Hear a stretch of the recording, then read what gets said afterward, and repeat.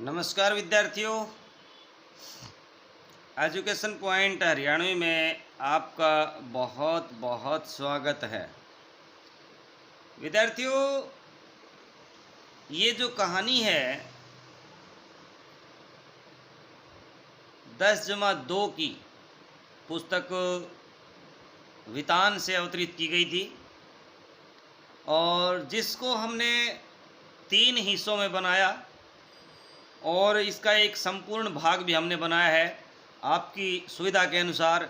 यदि आप इसको इकट्ठा पढ़ना चाहते हैं तो ये लगभग 1 घंटा 15 मिनट के आसपास है, और यदि टुकड़ों में आप पढ़ना चाहें तो भी आप इसको पढ़ सकते हैं।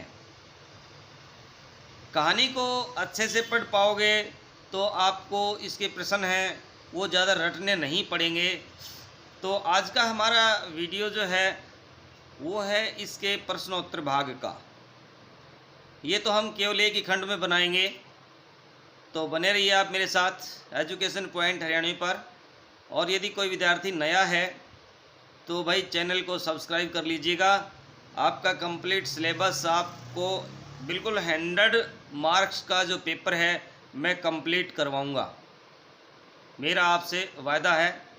जिस तरह से मैं आपको दे रहा हूं आप YouTube पे खोज लीजिएगा अच्छी तरह से। यदि आपको इस तरह से कोई और करवाता है तो मैं आपको पढ़ने के लिए नहीं बोलूँगा। यदि आपको अच्छा लगता है तो पढ़िए। हाँ, यदि अच्छा लगता है तो आप लाइक भी कीजिएगा, शेयर भी कीजिएगा, चैनल को सब्सक्राइब भी कीजिएगा।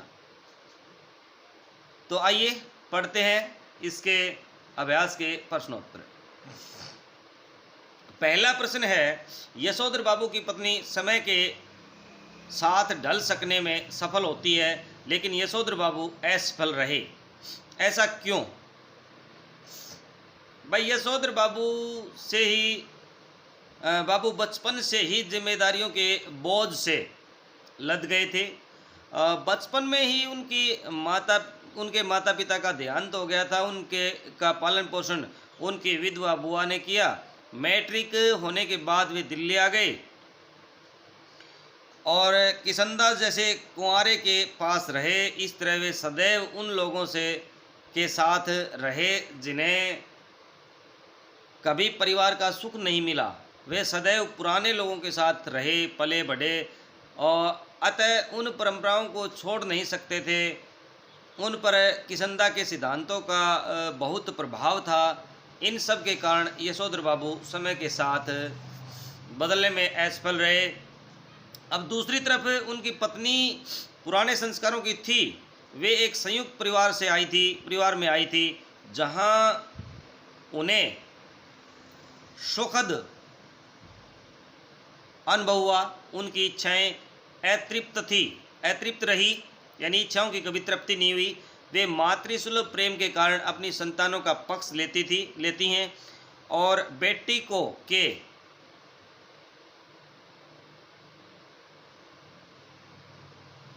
ये है ना भाई, ये पंक्ति मिसप्रिंट है। और बेटी के ओढ़ यहाँ से आपको लिखना है, और बेटी के ओढ़ावे और पहनावे का भी पक्ष लेती थी। और उदाहरण पेश करते हुए कहती थी कि सिर पर कपड़ा रखना पुराने किस्म की औरतों के रिवाज हैं। अब मेरी बेटी उसी तरह से रहेगी जिस तरह से आजकल शहरों में लड़कियां रहती हैं। तो इस प्रकार धीरे धीरे उसने अपने आप में भी बदलाव किया और नए पहनावे को धारण कर लिया था। अगला जो प्रश्न है भाई, पाठ में जो हुआ होगा वाक्य की आप कितनी अर्थ छवियां खोज सकते हैं? जो हुआ होगा वाक्यांश का प्रयोग किशनदा की मृत्यु के संदर्भ में होता है। यशोधर ने किशनदा के जाति भाई से उसकी मृत्यु का कारण पूछा तो उनके ने जो जवाब दिया था जो हुआ होगा, अर्थात क्या हुआ पता नहीं। इस वाक्य की अनेक छवियां बनती हैं। पहला अर्थ खुद कहानीकार ने बताया है कि पता नहीं क्या हुआ। दूसरा अर्थ यह है कि किशनदा अकेले रहे, जीवन के अंतिम क्षणों में भी किसी ने उन्हें नहीं स्वीकारा, इस कारण उनके मन में जीने की इच्छा समाप्त हो गई। तीसरा अर्थ समाज की मानसिकता है। किशनदा जैसे व्यक्ति का समाज के लिए कोई महत्व नहीं है, वे सामाजिक नियमों के विरोध में रहे, फलतः समाज ने भी उन्हें दरकिनार कर दिया। अगला प्रश्न है भाई, सम हाउ इम्प्रॉपर वाक्यांश का प्रयोग यशोधर बाबू लगभग हर वाक्य के आरंभ में तकिया कलाम की तरह करते हैं। इस वाक्यांश का उनके व्यक्तित्व और कहानी के कथ्य से क्या संबंध बनता है? यशोधर बाबू सम हाउ इम्प्रॉपर वाक्यांश का प्रयोग तकिया कलाम की तरह करते हैं। उन्हें जब कुछ अनुचित लगता है तो उन्हें कई कमियां नजर आती हैं, वे नए के साथ तालमेल नहीं बिठा पाते। यह वाक्य उनके असंतुलन एवं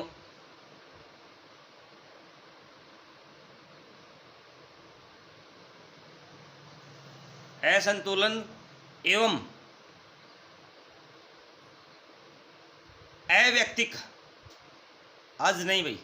अव्यक्तिक अर्थ का प्रश्न करता है। पाठ में एक स्थान पर समहाउ इम्प्रॉपर, यानी पाठ में कई स्थानों पर समहाउ इम्प्रॉपर वाक्यांश का भी प्रयोग हुआ है। देखो किन किन स्थानों पर। दफ्तर में सिल्वर वेडिंग पर, स्कूटर की सवारी पर, साधारण पुत्र की असाधारण वेतन मिलने पर, अपनों के से प्रायपन का व्यवहार मिलने पर, डीडीए फ्लैट का पैसा न भरने पर, पुत्र द्वारा वेतन पिता को न दिए जाने पर, और खुशहाली में रिश्तेदारों की उपेक्षा करने पर, पत्नी के आधुनिक बनने पर, शादी के संबंध में बेटी का निर्णय पर, घर में सिल्वर वेडिंग पार्टी पर, और केक काटने की विदेशी परंपरा आदि पर। तो अनेक जगह उन्होंने इन शब्दों का प्रयोग किया है। कहानी के अंत में यशोधर के व्यक्तित्व की सारी विशेषता सामने उभर आती हैं। वे जमाने के हिसाब से अप्रासंगिक हो गए हैं। यह पीढ़ियों के अंतराल को दर्शाता है। अगला जो प्रश्न है भाई, यशोधर बाबू की कहानी को दिशा देने में किशनदा की महत्वपूर्ण भूमिका रही है। आपके जीवन की को दिशा देने में किसका महत्वपूर्ण योगदान है और कैसे? भाई मेरे जीवन को दिशा देने में सबसे महत्वपूर्ण योगदान मेरे गुरुजी का रहा है, यानी मेरे गुरुओं का रहा है। उन्होंने हमेशा मुझे यही शिक्षा दी कि सत्य बोलो, सत्य बोलने वाला व्यक्ति हर तरह की परेशानी से मुक्त हो जाता है, जबकि झूठ बोलने वाला अपने जाल में फंस जाता है। उसे एक झूठ छुपाने के लिए सैकड़ों झूठ बोलने पड़ते हैं। और भाई अपने गुरुओं की इस बात को हमेशा याद रखा। वास्तव में उनकी इसी शिक्षा ने मेरे जीवन की दिशा बदल दी।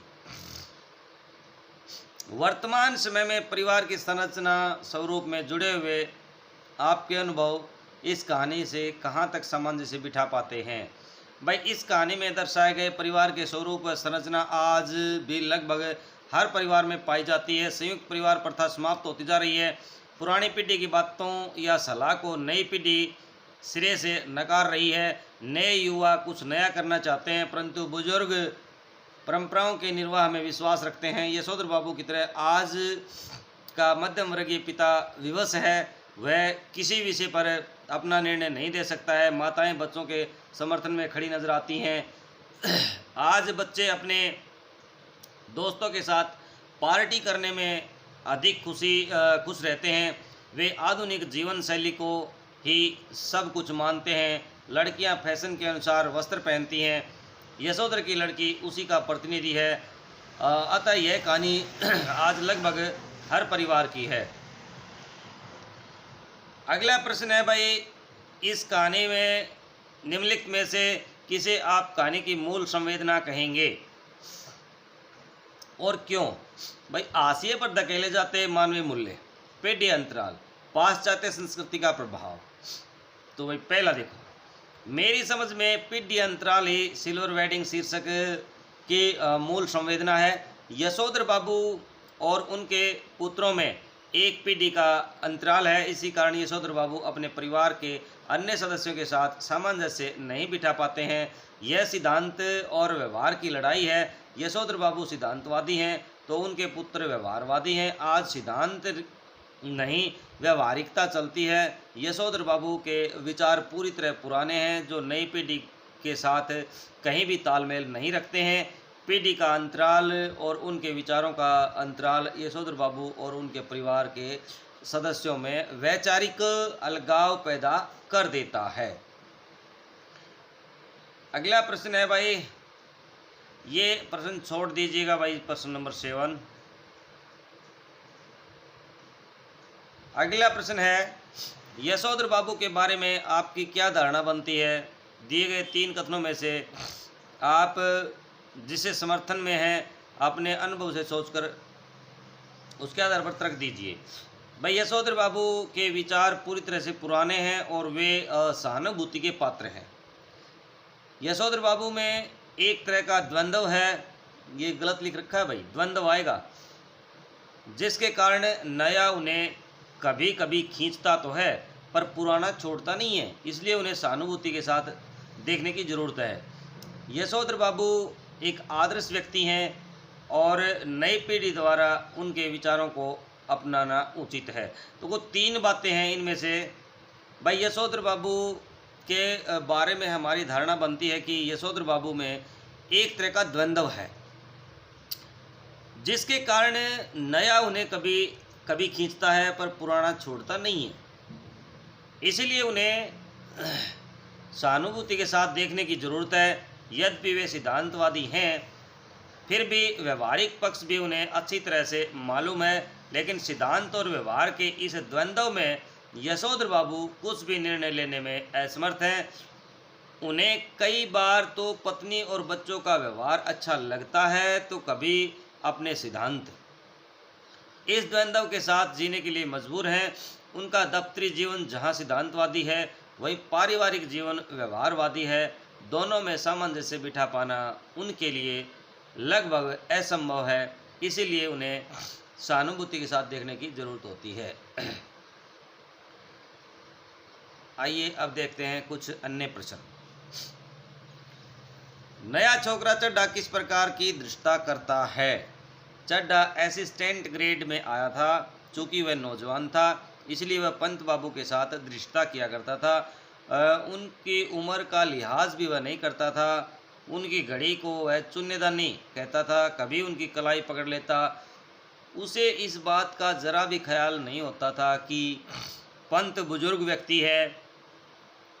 वह तो अपनी जवानी के जोश में जो कुछ करता उसे अच्छा लगता। धीरे धीरे यशोधर पंत ने इन बातों की ओर ध्यान देना छोड़ दिया। वे किसी तरह का विरोध नहीं करते थे। अगला प्रश्न है भाई 2 का जो ये प्रश्न है ना, इम्पोर्टेंट भी है भाई ये। किसंदा का बुढ़ापा सुखी क्यों नहीं रहा? किसंदा बालजती का बुढ़ापा सुखी नहीं रहा। उनके तमाम साथियों ने हौज खास, ग्रीन पार्क, कैलाश मार्ग कहीं ना कहीं ज़मीन ली, मकान बनवाया, लेकिन उन्होंने कभी इस ओर ध्यान ही नहीं दिया। रिटायर होने के 6 महीने बाद जब उन्हें क्वार्टर खाली करना पड़ा तब उनके द्वारा उपकृत लोगों में से एक ने भी उन्हें अपने यहाँ रखने की पेशकश नहीं की। स्वयं यशोधर बाबू उनके सामने कोई ऐसा प्रस्ताव नहीं रख पाए क्योंकि उस समय तक उनकी शादी हो चुकी थी और उनके 2 कमरों के क्वार्टर में 3 परिवार रहा करते थे। किसंदा कुछ साल राजेंद्र नगर में किराए का क्वार्टर लेकर रहे और फिर अपने गांव लौट गए, जहां साल भर बाद उनकी मृत्यु हो गई।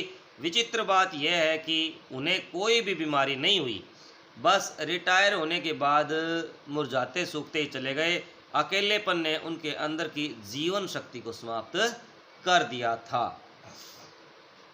अगला प्रश्न है भाई, पीढ़ी का अंतराल किस तरह से हमारे जीवन को प्रभावित कर रहा है?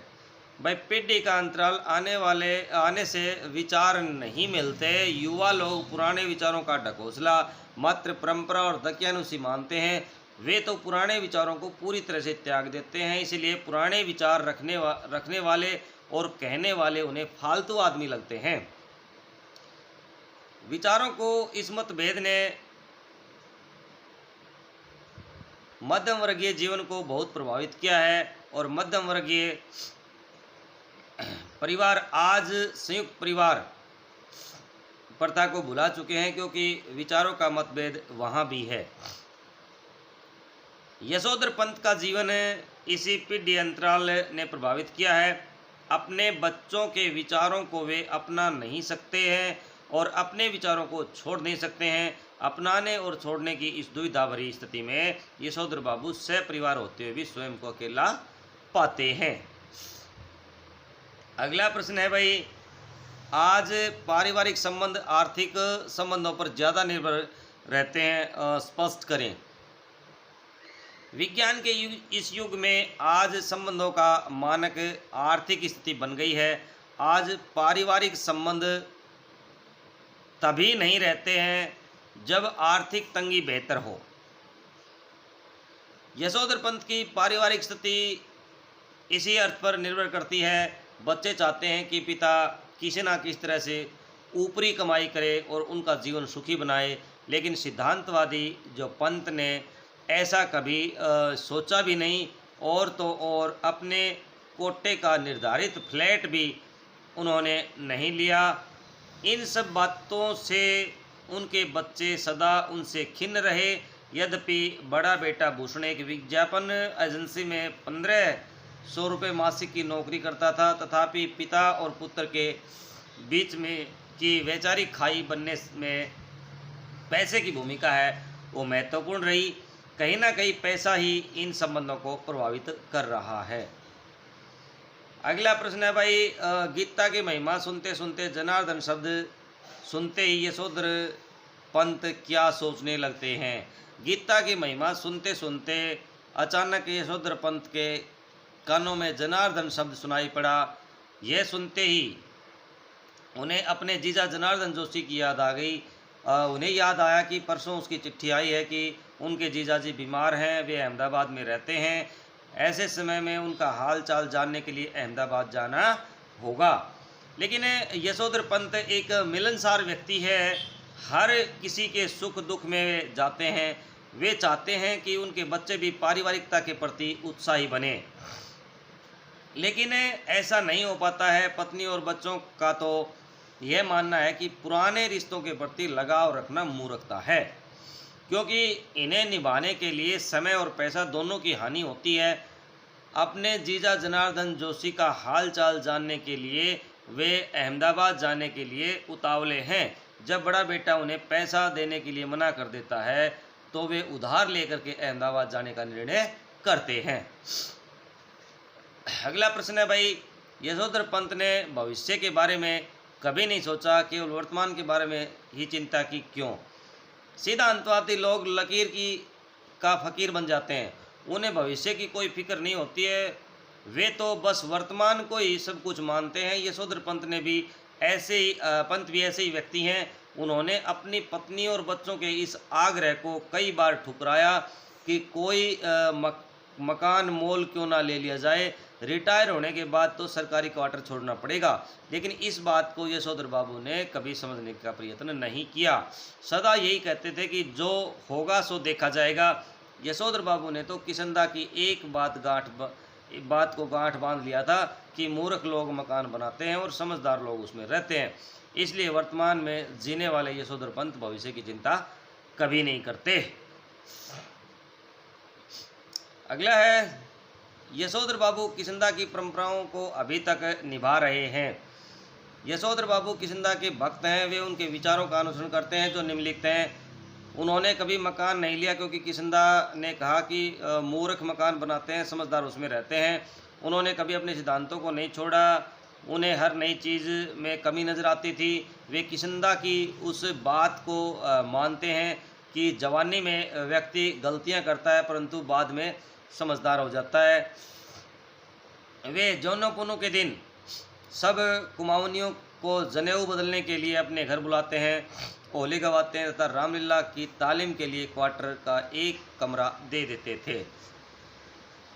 यशोधर बाबू की घर के लोगों से किस बात पर नहीं बनती थी? भाई पिछले कई वर्षों से यशोधर बाबू का अपनी पत्नी और बच्चों से हर छोटी बड़ी बात में मतभेद होने लगा था। इसी वजह से वह घर जल्दी लौटना पसंद नहीं करते थे। जब तक बच्चे छोटे थे तब तक उनकी पढ़ाई लिखाई में मदद कर सकते थे। अब लड़का बड़ा लड़का एक प्रमुख विज्ञापन कंपनी में नौकरी पा गया है। यद्यपि समहाउ यशोधर बाबू को अपने साधारण पुत्र को असाधारण वेतन देने वाली ये नौकरी कुछ समझ में नहीं आती थी। वे कहते हैं कि 1,500 रुपया तो हमें अब रिटायरमेंट के पास पहुंचकर मिला है। शुरू में ही 1,500 रुपया देने वाली इस नौकरी में ज़रूर कोई पेच होगा। यशोधर जी का दूसरा बेटा दूसरी बार IAS देने की तैयारी कर रहा है और यशोधर बाबू के लिए यह समझ सकना असंभव है कि जब यह पिछले साल अलाइड सर्विसेज की सूची में माना का भी नीचे आ गया था तब इसने ज्वाइन करने से इनकार क्यों कर दिया।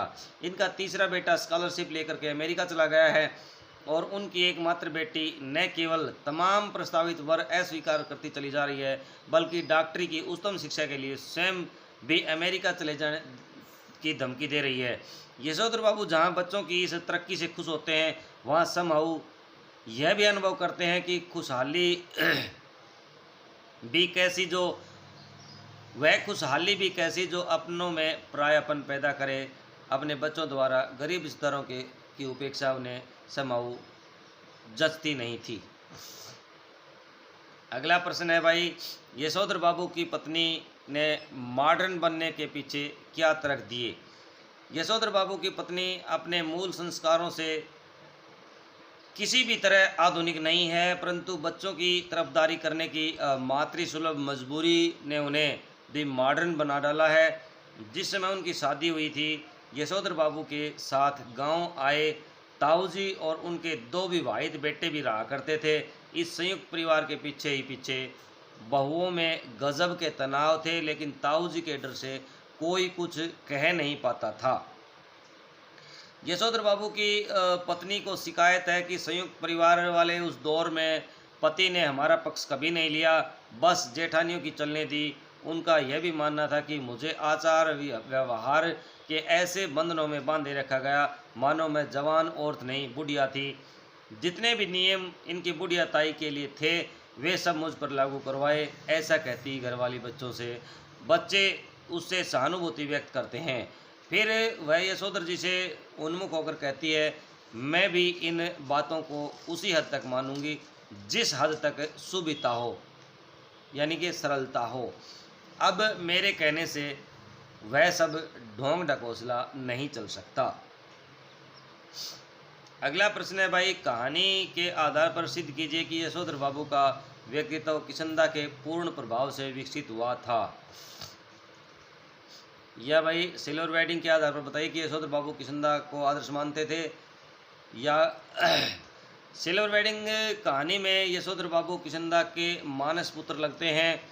उनका व्यक्तित्व किशनदा की प्रतिछाया है। कम उम्र में यशोधर पहाड़ से दिल्ली आ गए थे तथा किशनदा ने उन्हें आश्रय दिया था, उन्हें सरकारी विभाग में नौकरी दिलवाई थी। इस तरह जीवन में महत्वपूर्ण योगदान करने वाले व्यक्ति के प्रति प्रभावित होना स्वाभाविक है। किशनदा की निम्नलिखित आदतों का यशोधर के जीवन पर निर्वाह किया। ऑफिस में सहयोगियों के साथ संबंध, सुबह सैर करने की आदत, ओढ़ने पहनने का तरीका, किराए के मकान में रहना, आदर्श की बातें करना, किसी बात को कहकर के मुस्कुराना, सेवानिवृत्ति के बाद गांव जाने की बात कहना इत्यादि। यशोधर बाबू ने रामलीला करवाना आदि भी किशनदा से ही सीखा। वे अंत तक अपने सिद्धांतों पर चिपटे रहे। किशनदा के उत्तराधिकारी होते हुए भी उन्होंने परिवार नामक संस्था को बनाया। अगला है भाई, सिल्वर वेडिंग कहानी का प्रमुख पात्र वर्तमान में रहता है किंतु अतीत को आदर्श मानता है। इससे उसके व्यवहार में क्या क्या विरोधाभास दिखाई पड़ते हैं, उदाहरण सहित लिखिए। सिल्वर वेडिंग का प्रधान पात्र यशोधर बाबू है। वह रहता तो वर्तमान में है, परंतु जीता अतीत में है। वह अतीत को आदर्श मानता है। यशोधर की पुरानी जीवन शैली, विचार आदि अच्छे लगते हैं, वे उसका सौपन है, परंतु वर्तमान जीवन में वे अप्रासंगिक हो गए हैं। कहानी में यशोधर का परिवार नए जमाने की सोच रहा है। वे प्रगति के नए आयाम छूना चाहते हैं। उनका रहन सहन, जीने का तरीका, मूल्य बोध, संयुक्त परिवार के कटु अनुभव, सामूहिकता का अभाव आदि सब नए जमाने की देन है। यशोधर को यह सब समहाउ इम्प्रॉपर लगता है। उन्हें हर नई चीज़ में कमी नजर आती है। वे नए जमाने के साथ तालमेल नहीं बना पा रहे हैं। वे अधिकांशतः बदलाव से संतुष्ट हैं। वे बच्चों की तरक्की पर खुलकर प्रतिक्रिया नहीं दे पाते हैं। यहाँ तक कि उन्हें बेटे भूषण के अच्छे वेतन में गलती नज़र आती है। दरअसल यशोधर बाबू अपने समय से आगे निकल नहीं पाए। उन्हें लगता है कि वे जमाने की सभी बातें आज भी वैसी ही होनी चाहिए। यह संभव नहीं है। इस तरह से के रूढ़िवादी व्यक्ति समाज के हाशिए पर चले जाते हैं। बने रहिए मेरे साथ। एजुकेशन पॉइंट रहने पर ज़्यादा प्रश्न नहीं है, 2-3 प्रश्न हो रहे हैं भाई। यशोधर के स्वभाव को सिल्वर वेडिंग पार्ट के आधार पर बताइए, या उनका ये इम्पोर्टेंट क्वेश्चन है भाई। ये यशोधर का के चरित्र की विशेषताएं। यशोधर पंत गृह मंत्रालय में सेक्शन अफसर हैं। वह पहाड़ से दिल्ली आए थे और यहाँ किशनदा के घर रहे। उनका यशोधर पर असर था। यशोधर के चरित्र की निम्नलिखित विशेषताएं हैं भाई। भौतिक सुख के विरोधी, शक नहीं भाई, सुख के विरोधी। यशोधर भौतिक संसाधनों के घोर विरोधी थे। उन्हें घर या दफ्तर में पार्टी करना पसंद नहीं था। वे पैदल चलते थे या साइकिल पर चलते थे। केक काटना, काले बाल करना, मेकअप करना, धन संग्रह करना आदि उन्हें पसंद नहीं था। असंतुष्ट पिता। यशोधर जी एक असंतुष्ट पिता भी थे। अपने बच्चों के विचारों से सहमत नहीं थे। बेटी के पहनावे को वे सही नहीं मानते थे। उन्हें बच्चों की प्रगति से भी ईर्ष्या थी। बेटे उनसे किसी बात में सलाह नहीं लेते थे क्योंकि उन्हें सब कुछ गलत नज़र आता था। अगला है इसका भाग है परंपरावादी। यशोधर परंपरा का निर्वाह करते थे। उन्हें सामाजिक रिश्ते निभाने में आनंद आता था। वे अपनी बहन को नियमित तौर पर पैसा भेजते थे। वे रामलीला आदि का भी आयोजन करवाते थे। अपरिवर्तनशील। यशोधर बाबू आदर्शों से चिपके रहे। वे समय के अनुसार अपने विचारों में परिवर्तन नहीं ला सके। वे रूढ़िवादी थे। उन्हें बच्चों के नए प्रयासों पर संदेह रहता था। वे सेक्शन अफसर होते हुए भी साइकिल से दफ्तर को जाते थे।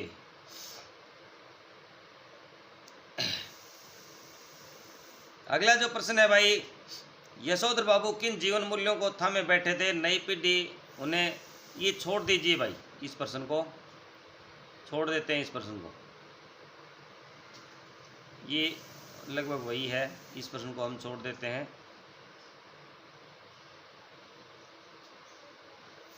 सिल्वर वेडिंग वर्तमान युग में बदलते जीवन मूल्यों की कहानी, ये इंपॉर्टेंट क्वेश्चन है, इसको हम करेंगे भाई। सिल्वर वेडिंग कहानी वर्तमान युग में बदलते जीवन मूल्यों की कहानी है। इस कहानी में यशोधर पंत प्राचीन मूल्यों के प्रतीक हैं। उनके विपरीत उनकी संतान नए युग का प्रतिनिधित्व करती हैं। दोनों पीढ़ियों के अपने अपने जीवन मूल्य हैं। भूषण और यशोधर की बेटी, भूषण व यशोधर की बेटी वर्तमान समय में के बदलते जीवन मूल्य की झलक दिखलाते हैं। नई पीढ़ी जन्मदिन, सालगिरह आदि पर केक काटने में विश्वास रखती है। नई पीढ़ी तेजी से आगे बढ़ना चाहती है। इसके लिए वे परंपरागत व्यवस्था को छोड़ने में संकोच नहीं करते हैं। यशोधर बाबू परंपरा से जुड़े हुए हैं। वे सादगी का जीवन जीना चाहते हैं। संग्रहवृत्ति, भौतिक चकाचौंध से वे दूर हैं। वे आत्मीय सामूहिकता के साथ के बोध से युक्त हैं। इन सब के कारण वे भौतिक संसाधन नहीं एकत्र कर पाते। फलतः वे घर में ही अप्रासंगिक हो जाते हैं। उनकी पत्नी बाहरी आवरण को बदल पाती है परंतु मूल संस्कारों को नहीं छोड़ पाती है। बच्चों की हट के सम्मुख वह मॉडर्न बन जाती है। समय परिवर्तनशील होता है। जीवन मूल्य भी अपने रूप को बदल लेते हैं। सिल्वर वेडिंग कहानी में आधुनिक पारिवारिक मूल्यों का विघटन का यथार्थ चित्रण है। ये छोड़ दीजिए प्रश्न भाई, इसको भी। अगला प्रश्न है, यशोधर बाबू एक आदर्श व्यक्तित्व हैं और नई पीढ़ी के लिए विचारों का अपनाना उचित है। इम्पोर्टेंट प्रश्न है, लिखिएगा इसको। यशोधर बाबू अपने जीवन दर्शन के कारण पुरानी परंपराओं के व्यक्ति नजर आते हैं। वे जीवन भर अपने सिद्धांतों का पालन कर रहे होते हैं। उनके व्यक्तित्व पर किस्मता का प्रभाव रहा है। यशोधर बाबू अपने पद के हिसाब से जीवन जिया करते हैं। वे सहकर्मियों के साथ मधुर संबंध भी रखते हैं। वे सामाजिक व्यक्ति थे। नौकरी के में होने के बावजूद वे संयुक्त परिवार को मानते थे। वे सामाजिक रिश्तों को निभाते थे। वे अपनी बहन को नियमित तौर पर पैसा भेजते थे। बीमार जीजा को देखने के जाने के बारे में सोचते हैं। यशोधर बाबू भारतीय संस्कारों को भी अपनाते हैं। यहीं तक कर लो इसको।